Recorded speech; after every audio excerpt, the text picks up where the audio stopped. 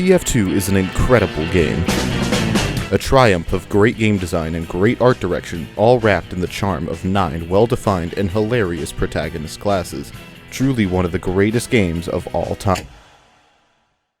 But what if it were different?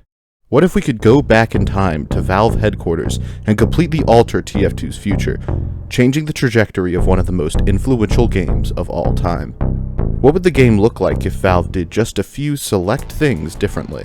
Perhaps it's possible that, at some point in the past, one of the best games of all time could have been changed to be made even better.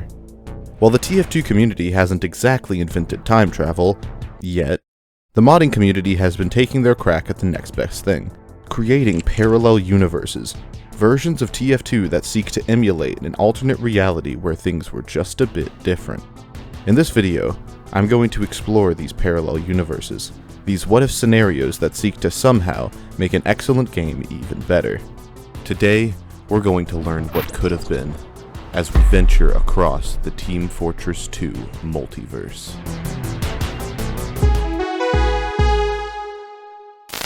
This video is sponsored by Wondershare Filmora. Are you a content creator who pours time and energy into producing informative talking videos? Imagine transforming those long videos into short, engaging clips that captivate a wider audience's interest, allowing you to continuously repurpose them on YouTube Shorts, Instagram Reels, or TikTok to boost your visibility and drive traffic toward your long-form content. Introducing Filmora's Smart Short Clips. With their new technology, Filmora automatically analyzes the dialogue, voiceover, and talking points of your lengthy videos and breaks them down into captivating short clips nicely packaged up with a variety of templates. The visual settings can reframe any horizontal video into a vertical format, whereas the audio tools can seamlessly apply the ideal background music and sound effects to enhance your clips. So what are you waiting for? Use Wondershare Filmora today to maximize the value of your original videos and reach new heights of visibility and engagement. Download Wondershare Filmora today using my link in the description, and thank you to Wondershare Filmora for sponsoring this video.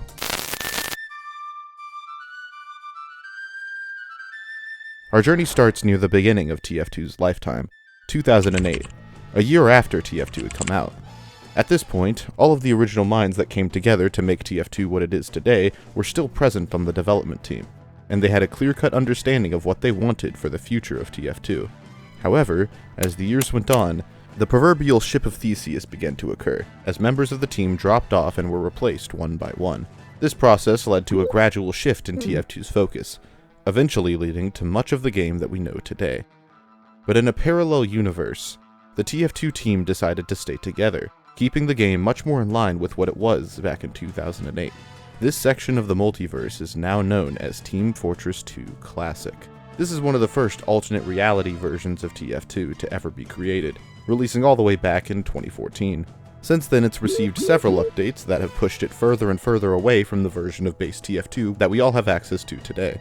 At this point, it has so much content that it's essentially its own game. Out of each of the alternate scenarios we're discussing today, TF2C easily has the most overall content packed in it. This includes, but isn't limited to, an entirely overhauled UI, over a dozen new weapons spread across the 9 classes, quality of life improvements to help make each class easier to play, multiple new game modes, and an entirely new 10th class. The amount of content that's been poured into TF2C is incredibly impressive, and something certainly worth praising. However, as a look at a potential alternate universe version of TF2, I have incredibly mixed feelings on TF2 Classic. In the info section of the TF2C Discord, the game is described as a mod, quote, created with the goal of reimagining the 2008/2009 era of Team Fortress 2, unquote. If this is truly the goal of TF2 Classic, to capture that old school essence that TF2 once had, then I don't think it's an overall success. By my estimation, this mod seems to suffer from something of an identity crisis. While some of the content is clearly made with the philosophy the original TF2 dev team built the game on, a lot of the mod's content strays very far away from that initial goal. Some of the custom weapons, like the dynamite pack and the nail gun, were added as retroactive references to the TF2 beta, keeping in line with that early TF2 feel that many people play the mod for. However, other additions, like the yellow and green teams in the 10th class, are wildly antithetical to the initial vision present in early TF2. Regarding the former of the two, The existence of the team versus team format is integral to how TF2 operates both visually and aesthetically. Many of the classes are designed to account for only their team and their opponent's team. For instance, if a spy saps an enemy sentry, that interaction strictly pertains to the protagonist spy and the antagonist engineer and a sentry. It's a straightforward interaction that, if completed, is only a positive addition for the spy's team. When a third or fourth team is added to this dynamic, suddenly the spy's attention is fractured.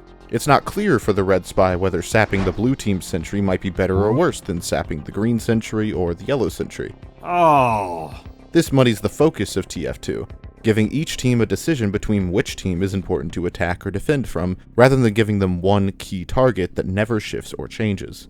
Shifting to the latter example from earlier, the civilian is the 10th class added in TF2 Classic, and his presence is something of an anomaly. Similar to the soldier's banners, he can buff teammates with his cane every so often. Other than that, he doesn't have much else to do except whack people with his cane.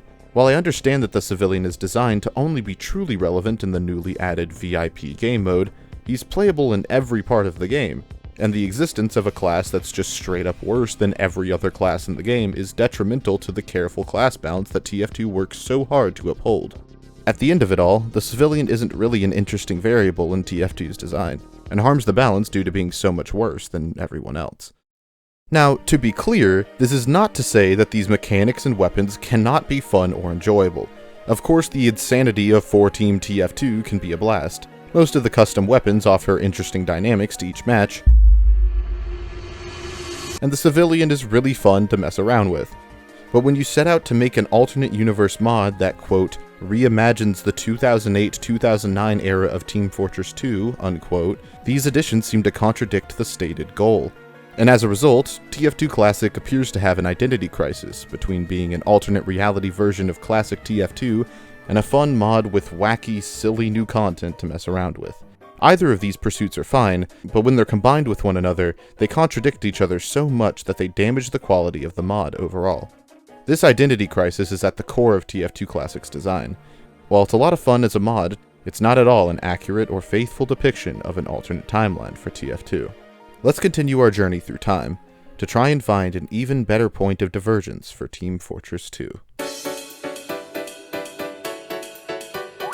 Maybe the ideal scenario requires us to venture even further back, from 2008 to 1998, when Team Fortress 2 was initially announced as Team Fortress 2 Brotherhood of Arms.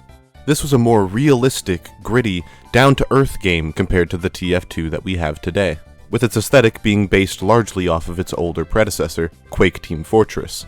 However, as we know, Team Fortress 2 would eventually be changed wildly, completely morphing and evolving into the game we know today. But in a parallel universe, the TF2 team might never move away from the design of its classic counterpart.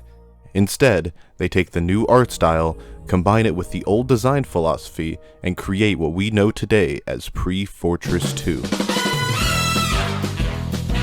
This mod was a wild experience, one of the most drastic shifts from one mod to another I've ever felt.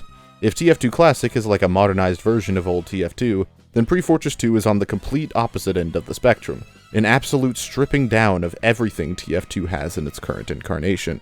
There is so much less polish, less finesse in the way that the game executes its alternate reality. Everything about the gameplay exemplifies the older, more rustic nature of older games in general, like Team Fortress Classic. It's like if the archaic server browser still in the game today somehow spread and infected the rest of TF2 with its old-fashioned Windows XP era design. The grenades, the lower resolution, and altered art style all serve to resemble the shooters of the past. This could be viewed as both a positive thing and a negative thing. On one hand, Pre-Fortress 2 doesn't have nearly the level of content of something like TF2C. If you're looking for over a dozen custom weapons and a lot of brand new content, this mod won't really give you that.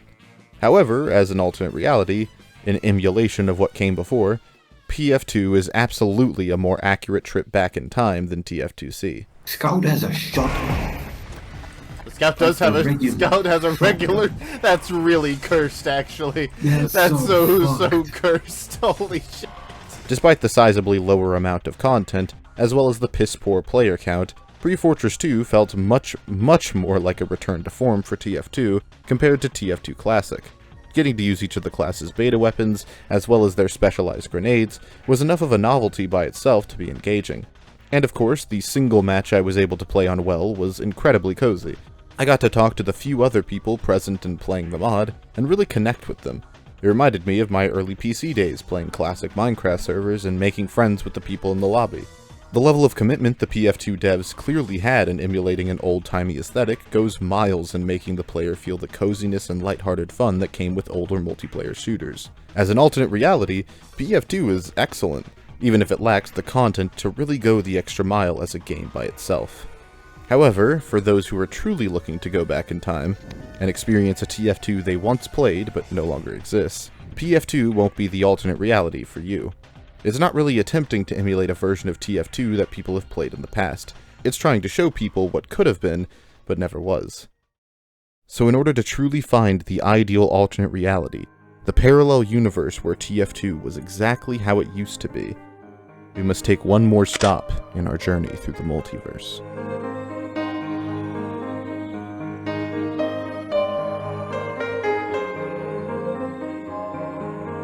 When veteran TF2 players discuss the golden age of the game's history, many describe the period between 2008 and 2011 as the peak of Team Fortress 2, an age where the original developers were still present, creating content within the parameters of their initial vision for the game. After the many missteps modern Valve has made with the game since its release, thousands of these players have left TF2 altogether, wishing that they could return to an age when the game was truly something special. While no mod can truly emulate what it used to be like, there's one that I found which comes incredibly close.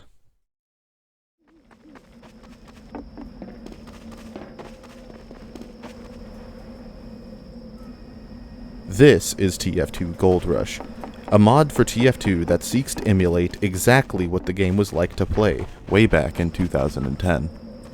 The developers, over the course of the mod's very short lifespan, are seeking to gradually implement more and more content, eventually leading up to the game's peak in 2010. After that, the game will simply be maintained in its existing state, leaving TF2 in its best form, trapped in time.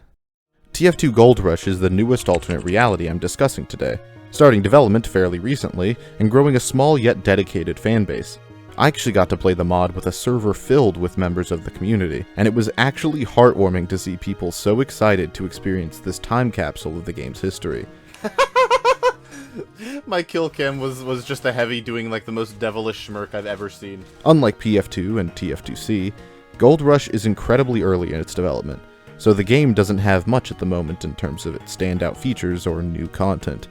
But, despite that, this was the alternate reality that me and Alan had the most fun playing.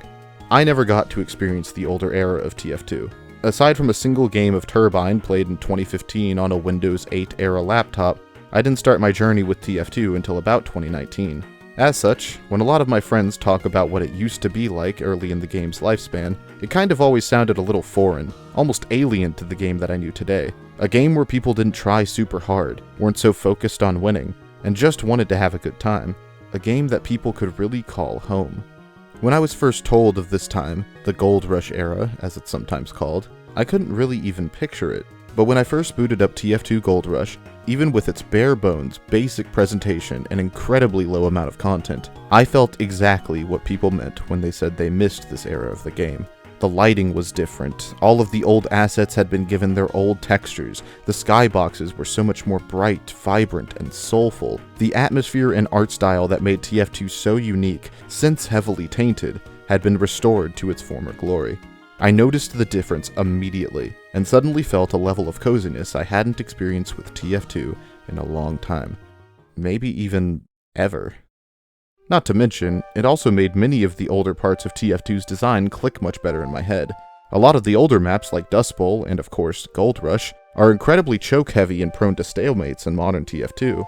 In my analysis of these maps, I always thought this was simply due to poor design, a layout that fails to account for the strategies players would rely on to be as effective as possible.